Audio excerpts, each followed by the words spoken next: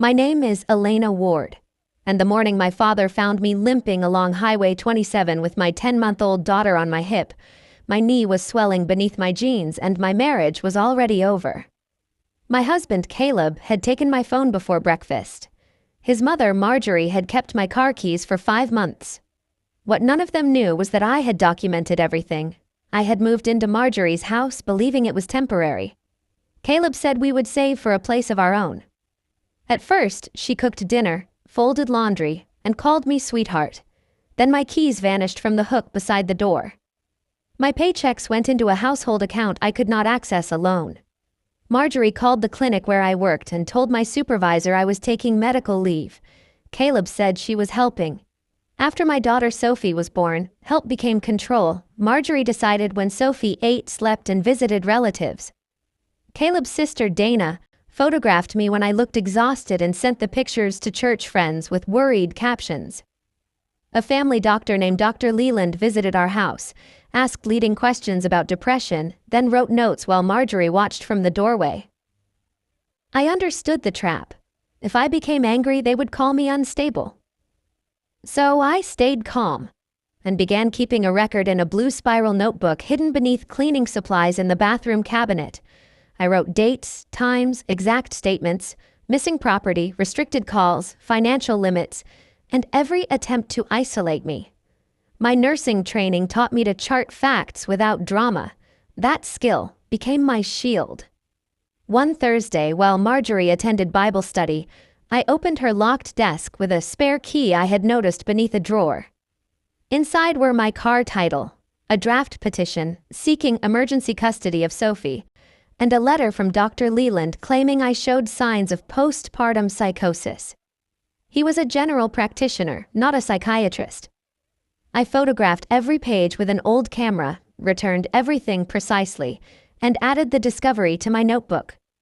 At Sophie's next appointment, I slipped away to a hallway phone and contacted a legal aid attorney named Renee Foster. Over 4 brief calls from borrowed phones, I read her my entries. She told me to leave before Marjorie filed. The next morning I packed diapers, formula, clothes, and the notebook. When I reached the front door, Caleb blocked me. I tried to move around him. He grabbed my arm, and my knee struck the frame as I twisted to protect Sophie. I rose, pushed past him, and walked toward town.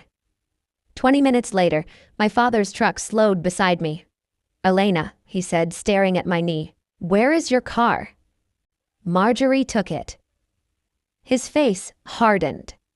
"Get in." At his house, I told him everything. He listened without interrupting, then called Renee.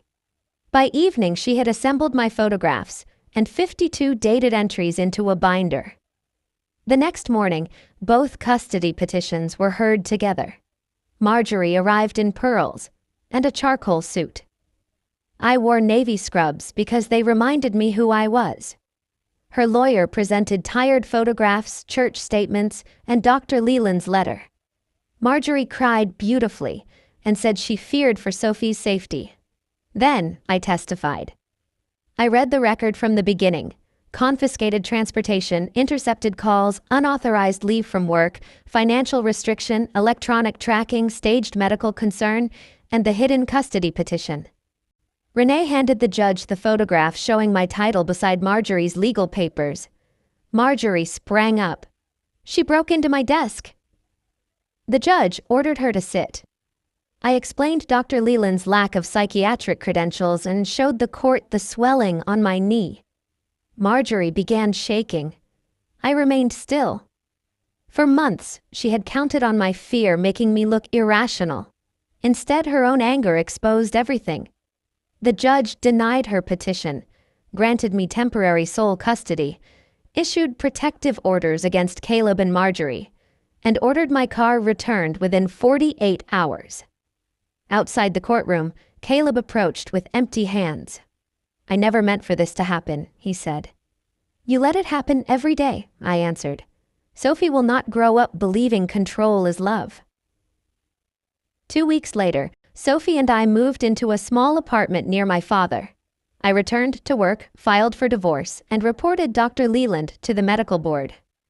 I hung a plain brass hook beside my new front door and placed my recovered car key on it. That night, I carried Sophie through our own doorway. No one chose my clothes, opened my mail, answered my phone, or decided where I could go. The apartment was modest, but every room belonged to peace. For the first time in months, silence did not feel like punishment. It felt spacious. I opened the windows, let air move through rooms, and watched Sophie sleep without listening for footsteps, keys, whispers, or love being turned into permission. I had once believed endurance could save a family. The truth was simpler. Evidence saved my daughter, courage saved me, and the door had never been locked from my side.